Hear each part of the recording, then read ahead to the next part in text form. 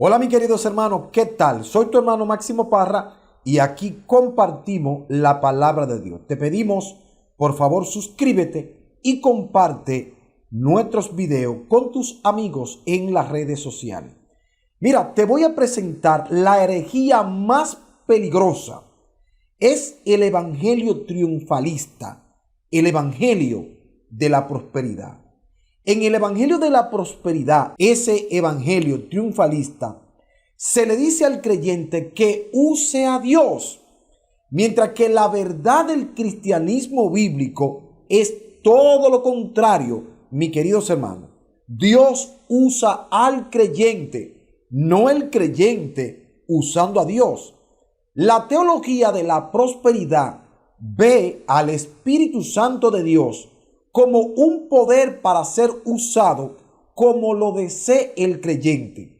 La Biblia enseña que el Espíritu Santo es la persona que capacita al creyente para hacer la voluntad de Dios. Es increíble lo que está sucediendo en estos últimos días, que la profecía bíblica se cumple. Les cuento, mis queridos hermanos, que el evangelio de la prosperidad es muy similar a algunos de los cultos de avaricia destructiva que se infiltraron en la iglesia primitiva. El apóstol Pablo y los otros apóstoles nunca acordaron conformarse con los falsos maestros que propagaron tal herejía de la prosperidad. Los identificaron como falsos maestros peligrosos e instaron a los cristianos a huir de ellos.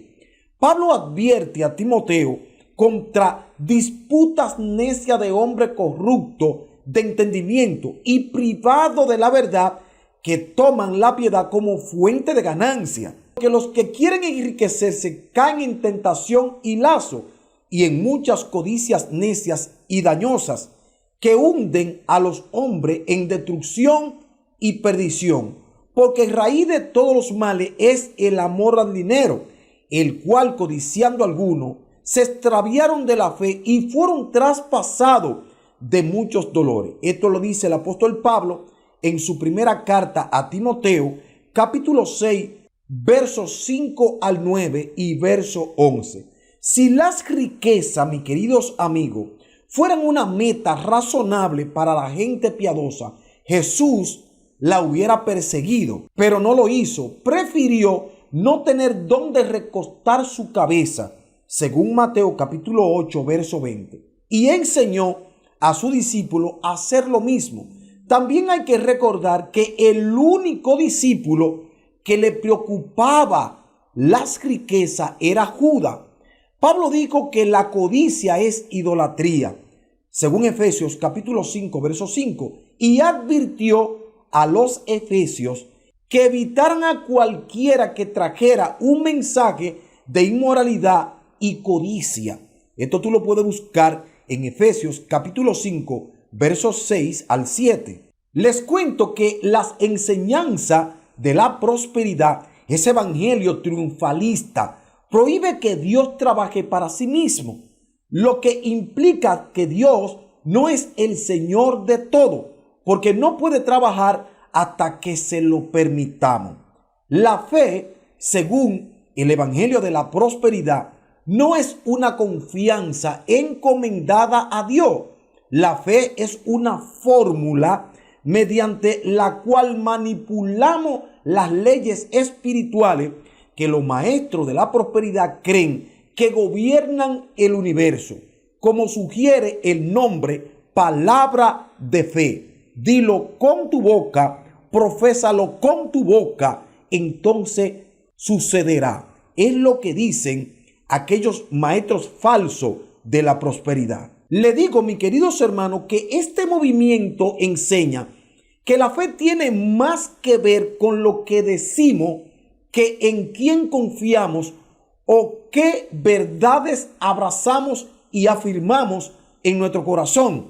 Un término favorito en el movimiento palabra de fe es confesión positiva. Se refiere a la enseñanza de que la palabra tiene poder creativo O sea que tú dices algo y se crea. Lo que dices, dicen los maestros de la prosperidad o la palabra de fe, determina todo lo que te sucede. Escucha esto.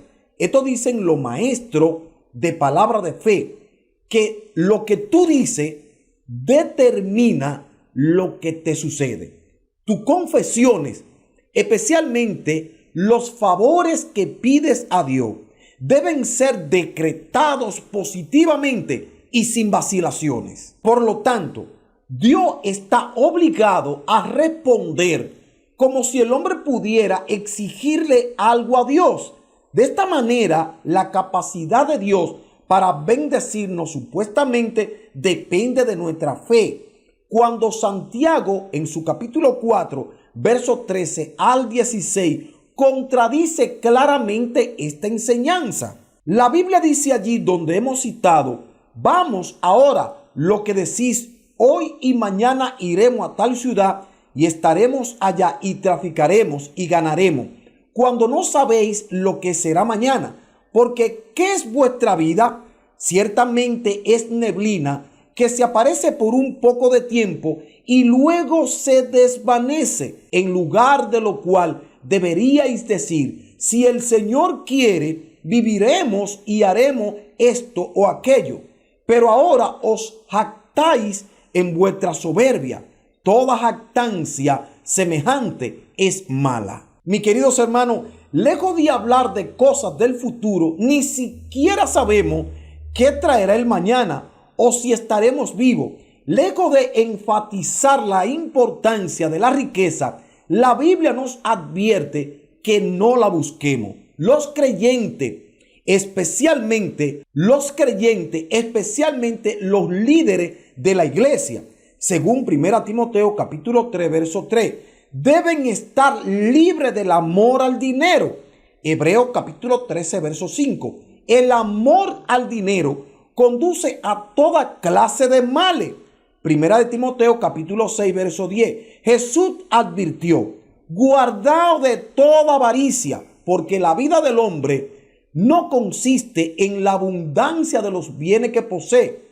Esto está en el Evangelio de Lucas capítulo 12, verso 15. Mis queridos amigos, en marcado contraste con el énfasis de la palabra de fe en ganar dinero y posiciones en esta vida, Jesús dijo: no os hagáis tesoros en la tierra, donde la polilla y el orín corrompen, y donde ladrones minan y hurtan. Eso está en Mateo capítulo 6, verso 19. La contradicción irreconciliable entre las enseñanzas del Evangelio de la prosperidad y el Evangelio de nuestro Señor Jesucristo se resume mejor en la palabra de Jesús en Mateo capítulo 6, verso 24. No podéis servir a Dios y a la riqueza. Les digo, mis queridos hermanos, que el Señor ama a sus hijos y Él no permitirá nunca que tú tengas más dinero que el que debe de tener para cuidar tu vida espiritual. Las riquezas no pueden ser manejadas por alguien que no las sepa manejar. Las riquezas son muy peligrosas. Y si tú ya has venido a Cristo y eres rico, entonces invierte en las cosas del Señor. Compra Biblia, folletos cristianos y cosas así. Claro que tú no vas a dar todo tu dinero a la iglesia, pero si puede ayudar con tus riquezas, ayuda, porque cada cosa que hagamos en el reino de Dios tendrá su pago. Amigo, si todavía no tienes a Cristo, nosotros te invitamos a que tú le busques de todo corazón. Él puede perdonar todos nuestros pecados y también salvarnos de la condenación. Oración para entregar tu vida a Jesús. Amado Dios, hoy me acerco hasta ti, porque tú mejor que nadie sabes lo que hay en mi alma y en mi mente. Señor, perdona mis pecados. En el nombre de Jesús. Amén.